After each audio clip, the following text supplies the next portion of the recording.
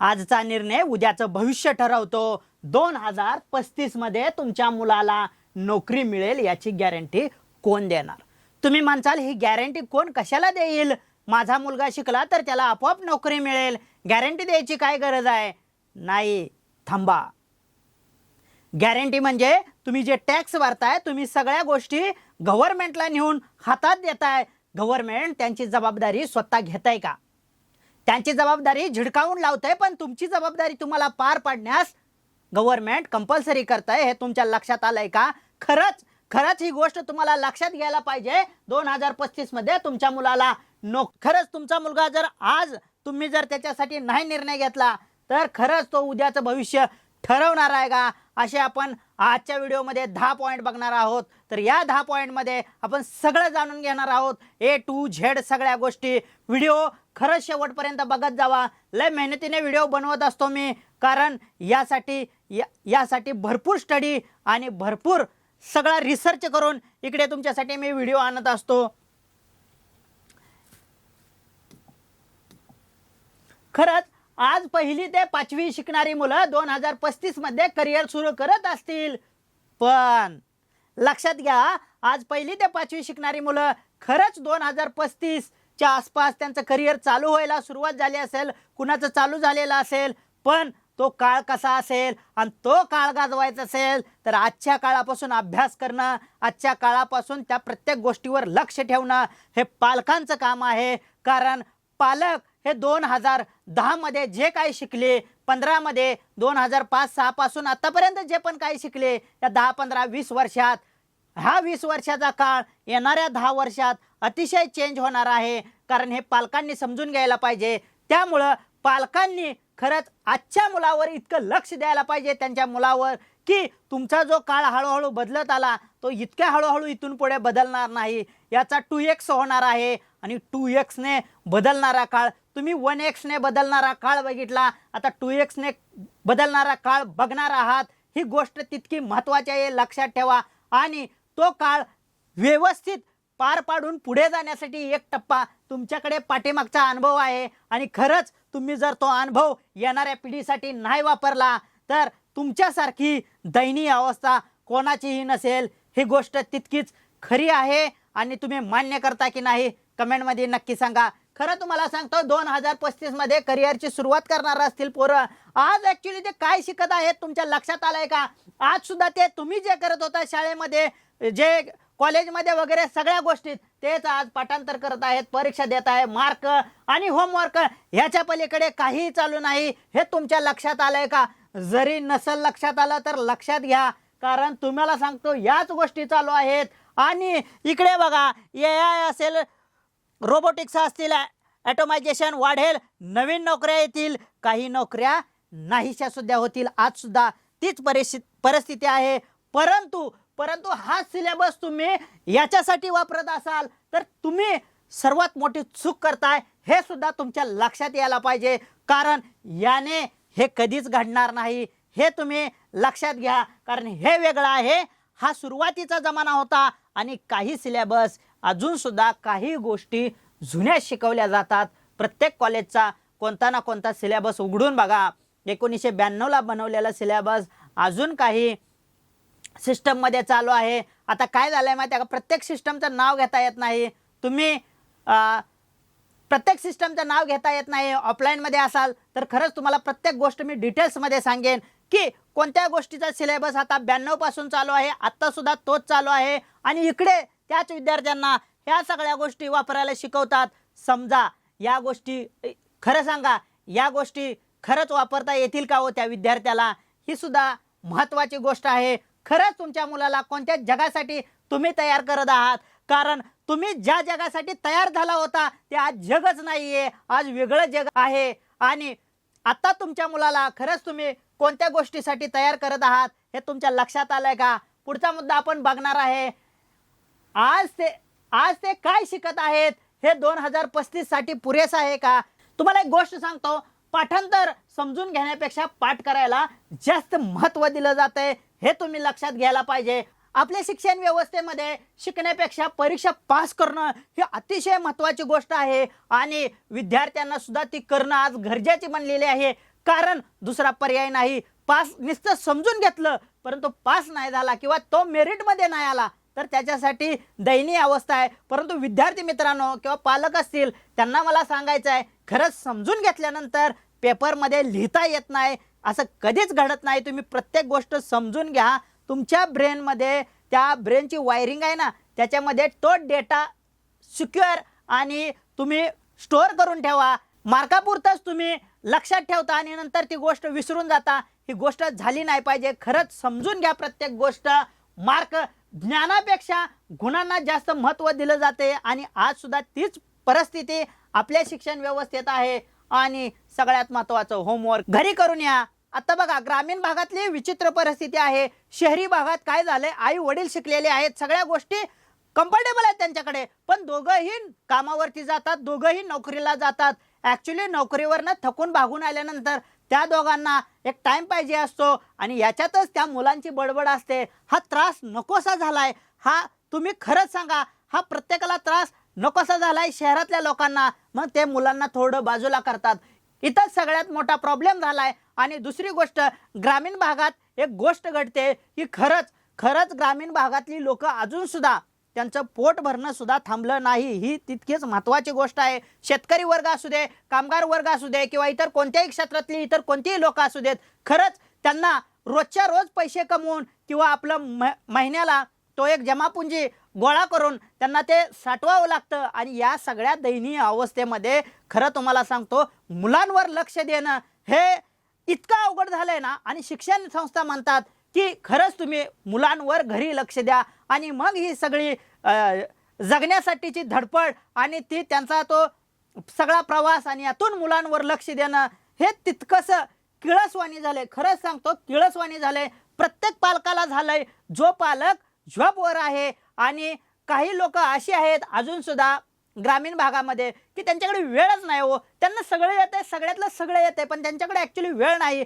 मग ट्युशन लावले. ट्युशनवाले सुद्धा सध्याची परिस्थिती अशी आहे की ट्युशनवाले सुद्धा म्हणतात घरी अभ्यास घ्या. मग शिक्षण संस्था म्हणतात घरी अभ्यास घ्या. मग ॲक्च्युली पालकांचं असं मत आहे की आम्ही शाळेत पाठवतो, मुलं कशाला. ही रियालिटी आहे.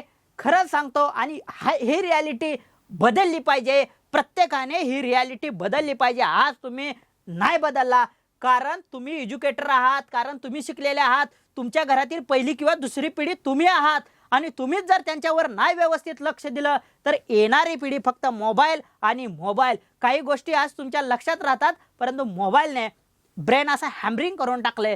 बघा गेल्या काही 10-20 वर्षात तुमच्या डोक्यात कमीत कमी एक 10-20 मोबाईल नंबर असे सेव्ह असतील डोक्यामध्ये की नाव घेतले की तुम्ही पटापटा सांगत असाल. आज मोबाईल नंबर सेव्ह म्हणजे आज मोबाईल नंबर डोक्यात ठेवायची कोणाला गरज नाही.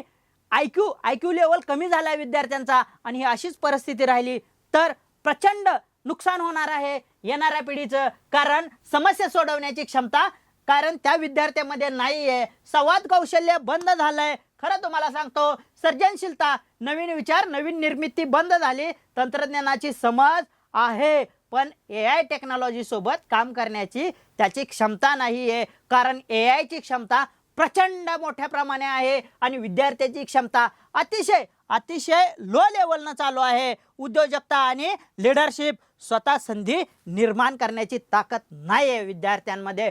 कारण विद्यार्थ्यांना सपोर्ट लहानपणापासून तुम्ही बघा, तुमचे आई वडील तुम्हाला कोणतीही गोष्ट करण्यासाठी तुम्ही करून यायचा मग कळायचं. आणि आताची मुलं पहिल्यांदा येऊन तुम्हाला विचारतात, ही चांगली गोष्ट आहे, ही वाईट गोष्ट नाही, परंतु तो स्वतः डेव्हलप व्हायला बंद झालाय. हे तुम्ही लक्षात घ्या. अशा असंख्य विद्यार्थी आहेत स्वतः डेव्हलप होईना झालेत. हा सगळ्यात मोठा फॅक्टर बनलाय.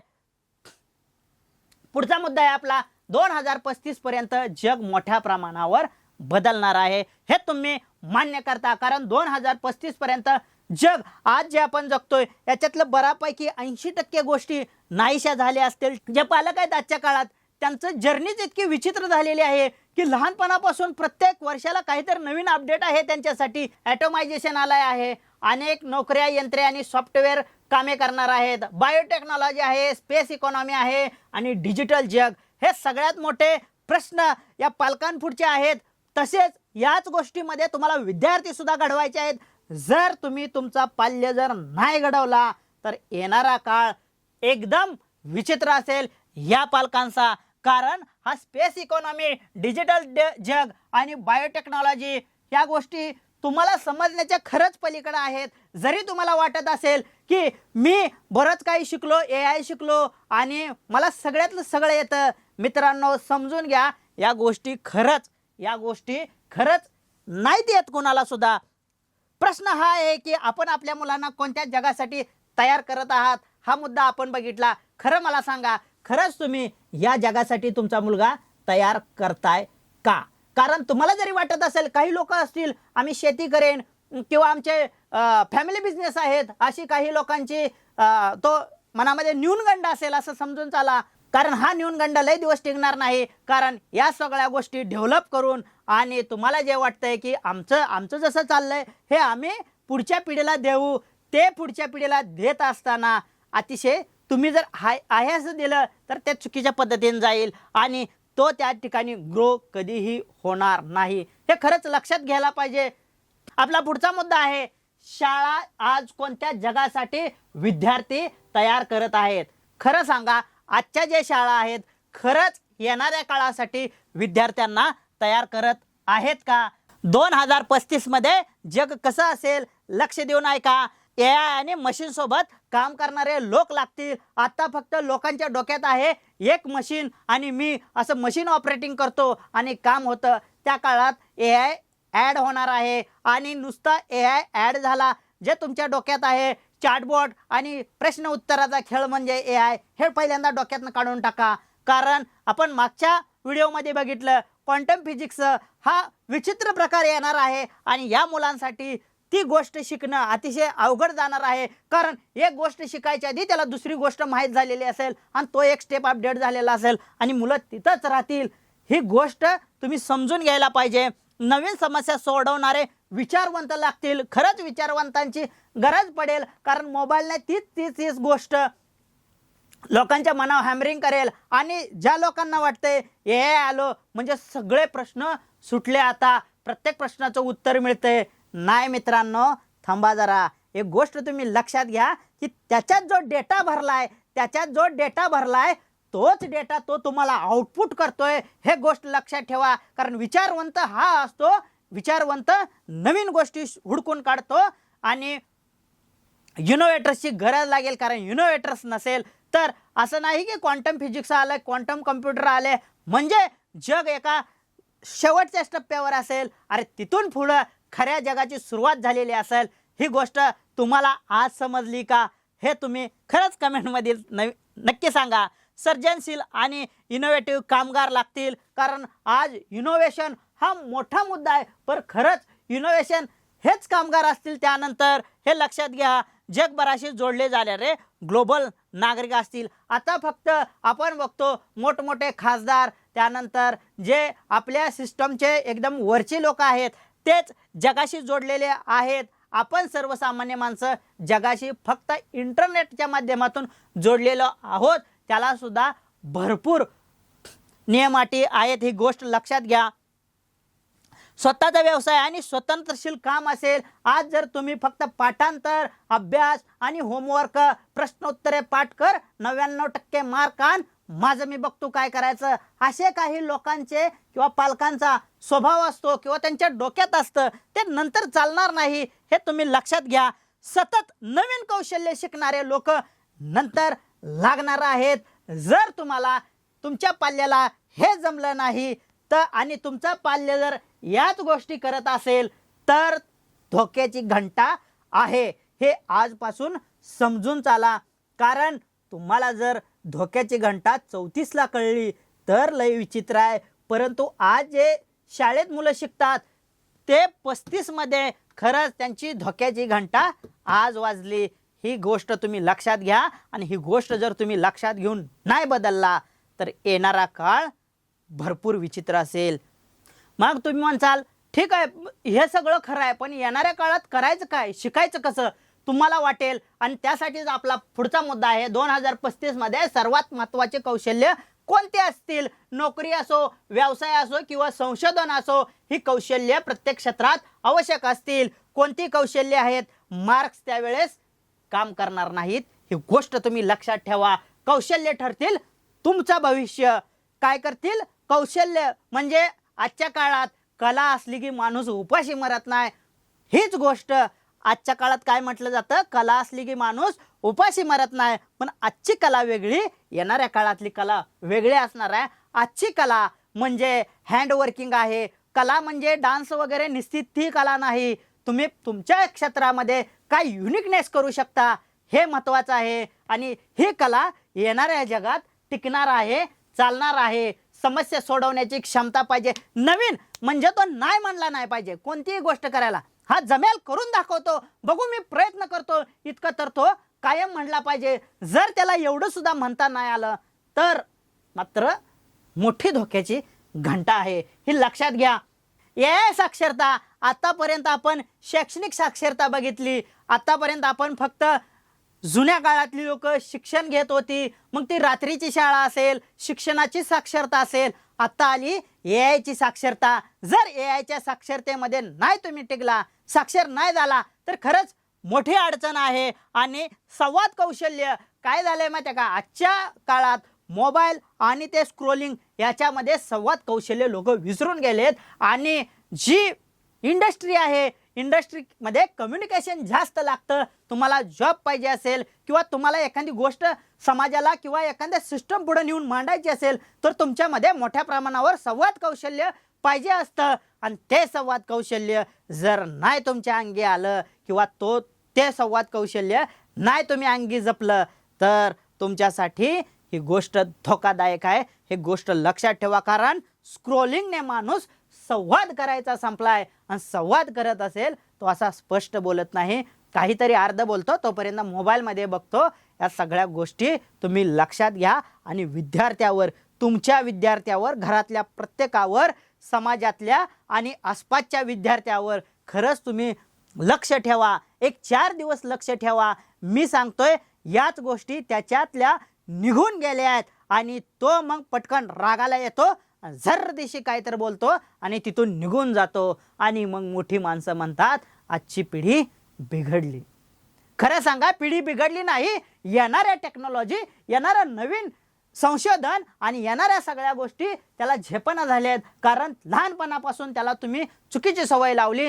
गप्प बस, शांत बस, मला काम करू दे, तू तिकडे जा आणि मी इथे काम करतोय. आणि मग पटकन काय करायचं, नाहीच ऐकत, मोबाईल त्याच्या हातात द्यायचा आणि त्याला तिकडं 5 मिनटं 10 मिनटं बसवायचं. मग तो मोबाईलमध्ये, आणि तुम्हाला एक गोष्ट वाटते की मोबाईल त्याच्या हातात दिला म्हणजे त्याचं स्क्रोलिंग वाढलं, IQ वाढला, त्याच्या बुद्धी कौशल्य वाढलं, त्याच्या लक्षात राहतंय तो किती भारी बोलतोय किंवा तो सगळ्या रील्स बघून कसा तो रील्सच्या प्रमाणे डायलॉगबाजी करतोय.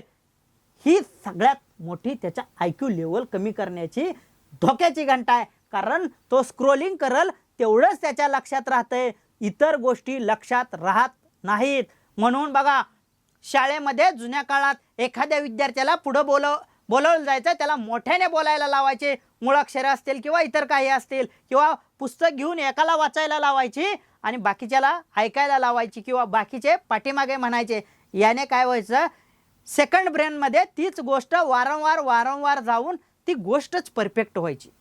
ही गोष्ट तुम्ही लक्षात घेतली का? आज काय होतंय तुमचे बघा, स्क्रीन टायमिंग किती आहे? एका विद्यार्थ्याचं स्क्रीन टायमिंग आहे 3-3, 4-4 तास. आणि तो 4 तासामध्ये बघा काय करतोय, भावनिक होतोय, हळवा होतोय, त्यानंतर तो इमोशनल होतोय, त्यानंतर त्याला प्रेमाच्या गोष्टी बघायला मिळतात व तो एकदम मनोरंजनात्मक होतोय. या सगळ्या गोष्टी त्याच्या ब्रेनमध्ये जात आहेत असं जरी तुम्हाला वाटत असेल तर ते सेव्ह राहत नाही. ही गोष्ट तुम्ही समजून घ्या. कारण सर्जनशीलता, नवीन कल्पना, डिझाईन आणि इनोव्हेशन करण्यासाठी त्याचा ब्रेन IQ लेवल हे स्ट्रॉंगच पाहिजे.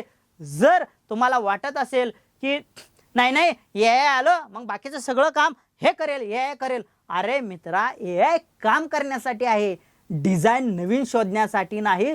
तू त्याला जशा प्रकारचे प्रॉम्प्ट देशील त्याप्रमाणे तो काम करेल. आणि प्रॉम्प्ट देणं म्हणजे कौशल्य आहे आणि हे कौशल्य तुझ्यामध्ये पाहिजे ते शिकल्याशिवाय येणार नाही. कौशल्य तुमच्यात नसेल तर AI तुमच्यासाठी खरंच काम करणार नाही. तुम्ही टेस्ट करून बघा.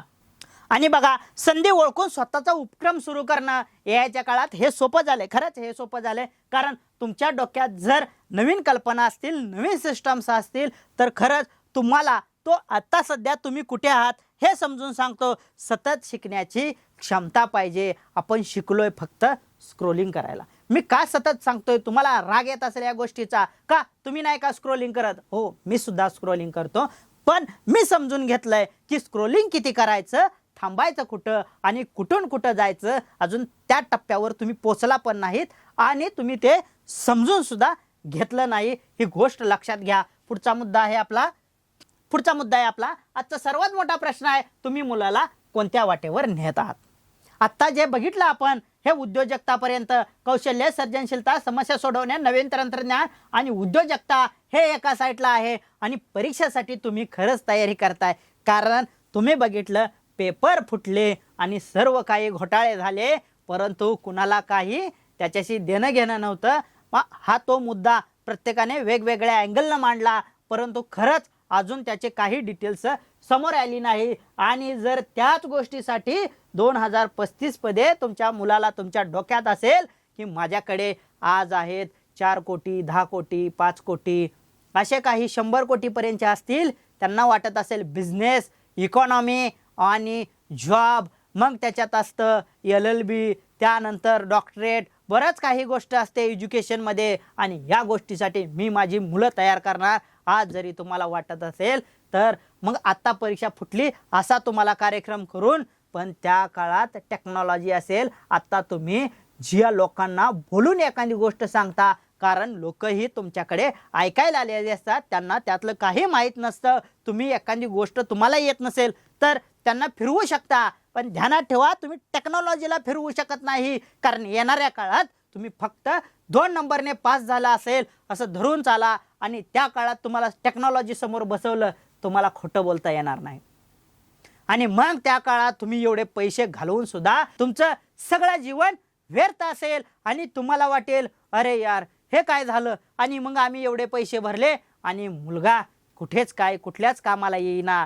हे तुमच्यासाठी वास्तववादी आज समजून घ्या, कारण मी 2026 मध्ये सांगतोय 2035 कसं असेल. हे 2035 असंच असेल आणि मी कुठे जाणार नाही, तुम्ही कुठे जाणार नाही. आणि 2035ला मी ज्यावेळेस असेच काही व्हिडिओ बनवत असेल त्यावेळेस तुम्ही कमेंट करून सांगचाल की मागच्या काही दिवसातले व्हिडिओ आम्ही बघितले 9-10 वर्षातले, खरंच ही गोष्ट अशीच होती. जर आज काही बदललं नाही तर 2035 मध्ये उशीर झालेला असेल. खरं तुम्हाला सांगतो, तुम्हाला काही वाटो किंवा तुम्हाला याच्यातले किती समजतंय किती नाही हे मला माहीत नाही, पण आज जर खरंच तुम्ही बदललं नसेल, आज जर तुम्ही बदलायची भावना तुमच्यात नसेल, तर 2035 प्रचंड अवघड आहे हे तुम्ही लक्षात घ्या. कारण 2035 मध्ये येणारा काळ, येणारी पिढी, अल्फा जनरेशन ही खरंच विचित्र असणार आहे. कारण 2010 मध्ये 2005 मधल्या लोकांना खरंच हे जनजी काय असतं असं विचारायची वेळ आली होती मागच्या 2 वर्षात. खरंच जनजी हे लोकांना समजून घ्यायला लागलं, तेव्हापासून लोक इकडं आली, मग जनजी समजलं, अल्फा समजलं, बरंच काय समजलं. या गोष्टी खरंच तुम्ही समजून घेतल्या आहेत का? नसेल तर समजून घ्या, कारण नोकरी कमी, स्पर्धा जास्त असणार आणि पगार कमी असणार. कारण काय गोष्ट झाली माहिती आहे का तुम्हाला, काही देशांची लोकसंख्या ही त्यांच्या क्षेत्रफळापेक्षा अतिशय कमी आहे, त्यांच्याकडे डेव्हलपमेंटसाठी मोठा स्कोप आहे. आपली आता जनगणना चालू आहे आणि लक्षात घ्या या जनगणनेमध्ये आपण जगातले पहिली लोक असू की ज्यांची लोकसंख्या प्रचंड मोठ्या प्रमाणावर असेल. ही गोष्ट तुम्ही लक्षात घ्या. चीनने आहे ना, चीनने त्यांचं अर्थकारण बदललं आहे. लोकसंख्येमुळे खरंच त्यांनी त्यांचं अर्थकारण बदललं आहे आणि आपलं अर्थकारण असंच पुढे चालू आहे. आणि महागाई वाढणार आहे, प्रचंड महागाई वाढणार आहे. आणि आज सुद्धा ती गोष्ट होताना तुम्ही अनुभवताय, पालक तुम्ही अनुभवताय. मग तुमच्या मुलाच्या वेळेस आज जी वयस्कर मंडळी आहेत त्यांच्या काळातील, तुम्ही आता कर्तृत्ववान आहात, तुमच्या काळातील आणि तुमच्या मुलाच्या काळातील या ज्या डिफरन्स आहे प्रचंड मोठ्या प्रमाणावर आहे. त्यामुळे यामुळे अनेक कामे बंद, भविष्य अनिश्चित होईल. तयारी नाही, पश्चाताप मात्र नक्की होईल। ही गोष्ट मी वारंवार सांगतोय, आज नाही बदलला येणारा काळ प्रचंड वेगळा असेल। कारण नवीन कौशल्य, अनंत संधी, नवीन विचार, मोठी उंची, जागतिक स्तरावर भारतीयांचा दबदबा कधी असेल? जर तुम्ही आता नाही बदलला तर कधीच नाही बदलणार, लक्षात घ्या। आणि आज तयारी करा, उद्या नेतृत्व करसाल कधी जर तुम्ही आज बदलला तर। येणारा काळ हा प्रचंड बिझनेससाठी सुद्धा मोठा स्कोप आहेत। फक्त परीक्षा, एक्झाम आणि नोकरी वाईट नाही, ही गोष्ट लक्षात ठेवा। पण नोकरीसाठी खरंच तुम्ही कॅपेबल पाहिजे, आणि तुम्ही कॅपेबल नोकरीसाठी नसाल तर विचित्र गोष्ट घडणार आहे। आज निर्णय घ्या, 2035 खरंच तुमचं असेल। कारण उद्या नवीन संधी येतील, चांगले करिअर किंवा स्वतःचा व्यवसाय करचाल, समाजासाठी योगदान द्याल, आत्मविश्वास आणि समाधान वाढेल, आनंदी आणि यशस्वी जीवन जगायचं असेल तर तुमच्या मुलाला खरंच आज बदलताय का तुम्ही? योग्य मार्गदर्शन मिळवा, ध्येय निश्चित करा, कौशल्यावर काम करा, वेळ द्या, साथ द्या, संस्कार द्या। कारण ज्ञान, कौशल्य, संस्कार, शिस्त आणि तुमची जी स्वप्न आहेत, जर व्यवस्थित नाही आज तुम्ही जपली तर येणारा काळ खरंच 2035 विचित्र असेल। खरं सांगा, म्हणून मी सांगतो प्रत्येक व्हिडिओमध्ये, येणारा काळ आणि मुलांचं भविष्य, आजची दिशा उद्याचं आयुष्य ठरवते। खरंच आज जर तुम्ही चुकीच्या दिशेने गेला तर आयुष्य तुमचं हे उद्ध्वस्त होणार आहे, आणि येणाऱ्या काळात तुम्हाला कळेल। कारण तयारी नसलेलं भविष्य संघर्ष, तणाव आणि अपयशात जातं, आणि तयारी केलेलं भविष्य नवीन कौशल्य, नवीन संधी आणि स्पष्ट ध्येय, स्पष्ट दिशा, स्वतःचा व्यवसाय आणि आर्थिक स्वातंत्र्य। म्हणून आपण या विषयात लक्षात आलं का, काय शिकलो? 2035 मध्ये तुमच्या मुलाला नोकरी मिळेल याची गॅरंटी कोण देणार? कोणी देण्यापेक्षा तुम्ही स्वतः तयार आहात का नोकरी मिळवण्यासाठी? कारण तिथे जाऊन दरवाजा आपटण्यापेक्षा खरंच तुमचा मुलगा आजपासून तयारी करतोय का, हे अतिशय महत्त्वाचं आहे। खरं सांगा, व्हिडिओ कसा वाटला? आणि अशाच प्रकारचे प्रचंड ज्ञानाचे व्हिडिओ मी बनवत असतो। जरी तुम्हाला याच्यातून अजून काही नवीन चेंजेस पाहिजे असतील तर कमेंटमध्ये नक्की सांगा, आणि पुढचा व्हिडिओ तुम्हाला कशावर बघायचा आहे हे कमेंटमध्ये नक्की सांगा, तो व्हिडिओ मी घेऊन येईन। धन्यवाद।